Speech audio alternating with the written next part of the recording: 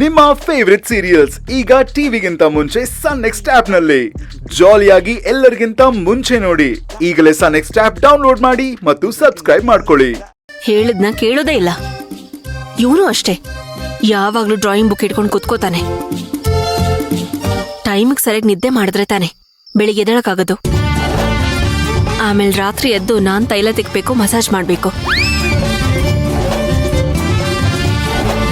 ನನ್ನ ನಿದ್ದೆನೂ ಹಾಳು ಮಾಡ್ತಾರೆ. ಅದೇ ಬೇಗ ಮಲ್ಕೊಂಡ್ರೆ ಈ ರೀತಿ ಪ್ರಾಬ್ಲಮ್ಸೇ ಬರಲ್ಲ.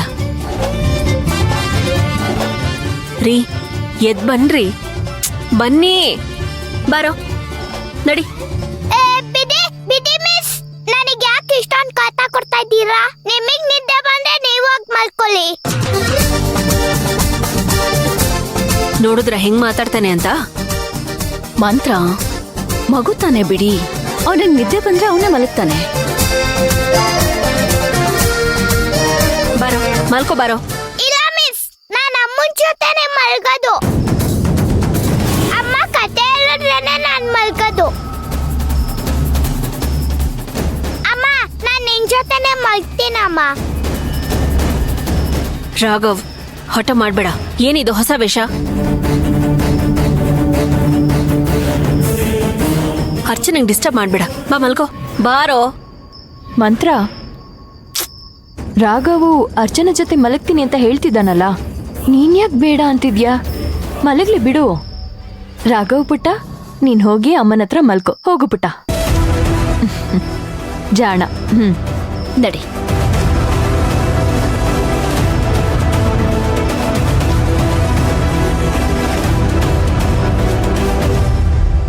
ಮತ್ ನಾವು ಮಕ್ಕಳ ಜೊತೆ ಪೈಪೋಟಿ ಮಾಡಕ್ಕಾಗತ್ತಾ? ಅವ್ನ್ ನಿದ್ದೆ ಮಾಡೋವರೆಗೂ ಅಡ್ಜಸ್ಟ್ ಮಾಡ್ಕೊಳ್ಳೇಬೇಕು.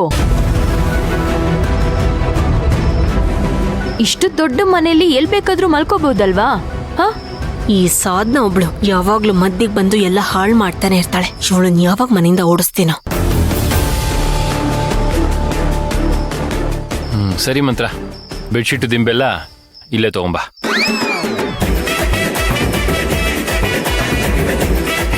ಹೂನಮ್ಮ, ನನ್ಗೂ ತಗೊಂಡ್ ಬಾ. ಆ ರೂಮಲ್ಲಿ ಒಂಥರ ಶೆಕೆ. ನಾನು ಇಲ್ಲೇ ಹಾಲಲ್ಲೇ ಮಲಗ್ತೀನಿ.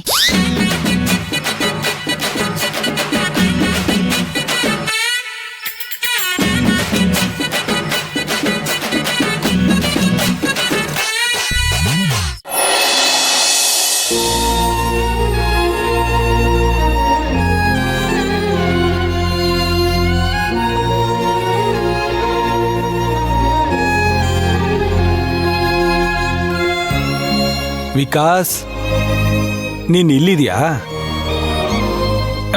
ನೀನ್ ಹೇಳ್ದಂಗೆ ನಿನ್ನೆ ರಾತ್ರಿ ಸಮಾಧಿ ಕಡೆ ಹೋಗಿದ್ನಪ್ಪ.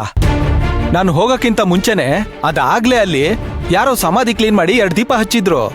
ಹೌದಾ ಅಣ್ಣ? ಸರಿಯಾಗಿ ನೋಡಿದ್ರಾ? ನಮ್ ತಂದೆ ತಾಯಿ ಸಮಾಧಿನೇ ತಾನೆ? ನೀನ್ ಹೇಳಿದ ಜಾಗನೇ ಅಪ್ಪ ಅದು. ನಾನ್ ಯಾಕೆ ಸುಳ್ಳು ಹೇಳಿ? ಅಲ್ಲ, ನಿನ್ಗೆ ಯಾರಾದ್ರೂ ಅಣ್ಣ ತಮ್ಮ ಅಕ್ಕ ತಂಗಿ ಇದಾರಾ? ಅವರಲ್ಲಿ ಯಾರಾದ್ರೂ ಬಂದು ಪೂಜೆ ಮಾಡಿರ್ತಾರೆ? ಇಲ್ಲ ಅಣ್ಣ, ನಮ್ ತಂದೆ ತಾಯಿಗೆ ನಾನು ಒಬ್ನೇ ಮಗ. ಅಲ್ಲ ಕಣಯ್ಯ, ಒಬ್ನೇ ಮಗ ಅನ್ನೋದಾದ್ರೆ ಬೇರೆ ಯಾರು ಬಂದು ಪೂಜೆ ಮಾಡಿರ್ತಾರೆ? ನಮ್ಮಪ್ಪ ನಮ್ಮಮ್ಮ ಯಾವತ್ತೂ ನನಗೆ ಯಾವ್ದ್ರಲ್ಲೂ ಕಡಿಮೆ ಮಾಡಿಲ್ಲ. ಅವ್ರಿಗೆ ಯಾವಾಗ್ಲೂ ಇದನ್ನ ನನ್ನ ಕರ್ತವ್ಯ ಅನ್ನೋ ತರ ಪ್ರತಿ ವರ್ಷ ಮಾಡ್ಕೊಂಡ್ ಬಂದಿದ್ದೀನಿ. ಇನ್ ಮುಂದೆನೂ ಮಾಡ್ತಾನೆ ಇರ್ತೀನಿ. ಮಾಡ್ತಾನೆ ಇರ್ತೀನಿ ಅಲ್ಲ, ಮಾಡ್ತಾನೆ ಇರ್ತೀವಿ. ನಾನು ನಿಮ್ ಜೊತೆನೆ ಇರ್ತೀನಲ್ಲ. ವಿಕಾಸ್, ಏನ್ ಯೋಚನೆ ಮಾಡ್ತಿದ್ಯಾ? ಇಲ್ಲ ಅಣ್ಣ, ಸಮಾಧಿ ಹತ್ರ ಹೋಗಿ ದೀಪ ಹಚ್ಚಿ ಬಂದಿರೋದಕ್ಕೆ ಒಬ್ಬರಿಂದ ಮಾತ್ರ ಸಾಧ್ಯ. ಆದ್ರೆ ಅವರೇ ದೀಪ ಹಚ್ಚಿದಾರೋ ಇಲ್ವೋ ಅನ್ನೋದು ನನಗೆ ಗೊತ್ತಾಗ್ತಿಲ್ಲ. ಅವ್ರನ್ನ ಬಿಟ್ಟು ಬೇರೆ ಯಾರು ದೀಪ ಹಚ್ಚಕ್ ಸಾಧ್ಯನೇ ಇಲ್ಲ ಅಣ್ಣ. ಯಾರವರು? ಹಾಗಿದ್ರೆ ಫೋನ್ ಮಾಡಿ ಕೇಳೋದ್ ತಾನೆ? ಅವರು ನನ್ನ ಹೆಂಡತಿ ಅಣ್ಣ. ನಿನ್ ಕತೆ ಎಲ್ಲ ಪೂರ್ತಿ ನನಗೆ ಹೇಳಿದ್ಯಾ? ನಿನ್ ಹೆಂಡತಿ ಹತ್ರ ಜಗಳ ಮಾಡ್ಕೊಂಡಿದ್ದಕ್ಕೆ ತಾನೆ ನಿನ್ಗೆ ಈ ಪರಿಸ್ಥಿತಿ ಬಂದಿರೋದು. ಅಂಥದ್ರಲ್ಲಿ ನಿನ್ ಹೆಂಡತಿ ಹೋಗಿ ನಿಮ್ಮ ಅಪ್ಪ ಅಮ್ಮ ಸಮಾಧಿಗೆ ಪೂಜೆ ಮಾಡಿರ್ತಾರ? ಇದೆಲ್ಲ ತುಂಬಾ ಓವರ್ ಅನ್ಸ್ಲಿಲ್ಲ ನಿನಗೆ? ನೀವ್ ಹೇಳ್ತಾರ ಸತ್ಯ ಅಣ್ಣ.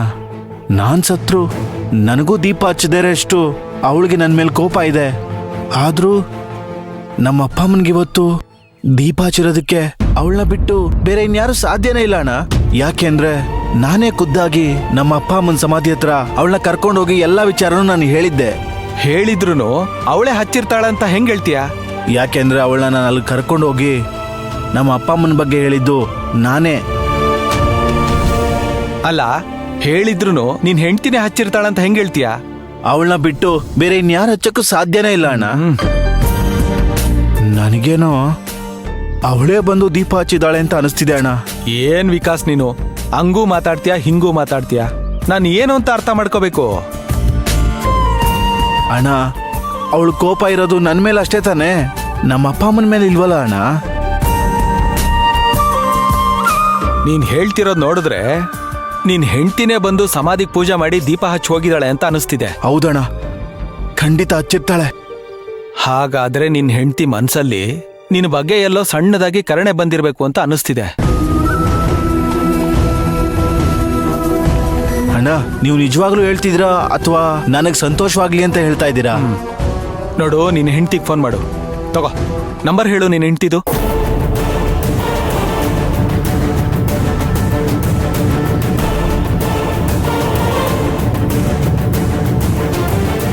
Number you are calling is currently switched off. Switch off ಅಂತ ಬರ್ತಿದ್ಯಲ್ಲ ವಿಕಾಸ್. ಇರು ಇನ್ನೊಂದ್ಸರಿ ಟ್ರೈ ಮಾಡೋಣ. The number you are calling is currently switched off. Switch off.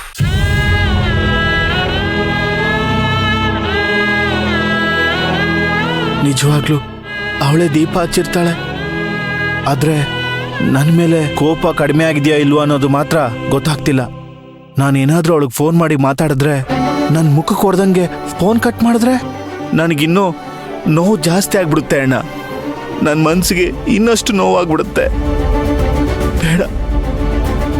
ಹಾಗಾದ್ರೆ ನಿನ್ ಹೆಂಡ್ತಿನೇ ದೀಪ ಹಚ್ಚಿದ್ದಾಳೆ ಅಂತ ಕನ್ಫರ್ಮ್ ಮಾಡ್ಕೊಳಲ್ವಾ? ಅವಳಿಗೆ ಒಂದು ವಾಯ್ಸ್ ಮೆಸೇಜ್ ಹಾಕ್ಬಿಡ್ತೀನಿ. ಅವಳು ಫೋನ್ ಆನ್ ಮಾಡಿದಾಗ ನಾನು ಕಳಿಸಿರೋ ಮೆಸೇಜ್ನ ಅವಳು ಕೇಳಿಸ್ಕೋಬೋದಲ್ವಾ? ಹಂಗೇನಾದ್ರೂ ಕೇಳಿಸ್ಕೊಂಡಾಗ ಆ ಮೆಸೇಜ್ ಅವಳು ಕೇಳಿಸ್ಕೊಂಡು ಮೆಸೇಜ್ಗೆ ರಿಪ್ಲೈ ಮಾಡ್ಬೋದಲ್ವಾ? ಹಾಗೇನಾದ್ರೂ ಅವಳು ರಿಪ್ಲೈ ಮಾಡಿದ್ರೆ ನನ್ನನ್ನು ಅವಳು ಕ್ಷಮಿಸಿದಾಳೆ ಅಂತ ಅನ್ಸುತ್ತೆ ತಾನೆ. ಬೇಕಾದ್ರೆ ಆಮೇಲೆ ಹೋಗಿ ನಾನು ಅವಳನ್ನ ನೇರವಾಗಿ ಭೇಟಿ ಆಗ್ತೀನಿ.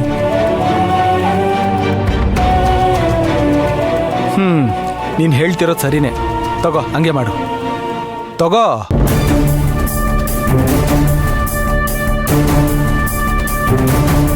ಸುಕ್ಕು, ನಾನು ಮಾಡಿರೋ ತಪ್ಪನ್ನೆಲ್ಲ ದಯವಿಟ್ಟು ಕ್ಷಮಿಸ್ಬಿಡು ಸುಕ್ಕು.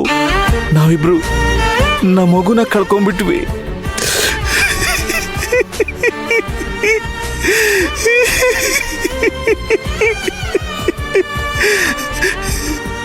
ನೀ ನನ್ನ ಕ್ಷಮಿಸಿದ್ಯಾ ಅಂದ್ರೆ ದಯವಿಟ್ಟು ನನಗೆ ರಿಪ್ಲೈ ಮಾಡು ಸುಕ್ಕು.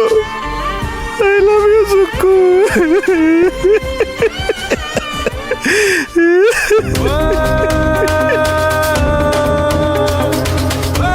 ದೇವ್ರಿದಾನೆ, ಸಮಾಧಾನ ಮಾಡ್ಕೋ ವಿಕಾಸ್. ನಿನ್ ಹೆಂಡ್ತಿ ರಿಪ್ಲೈ ಮಾಡ್ತಾಳೆ.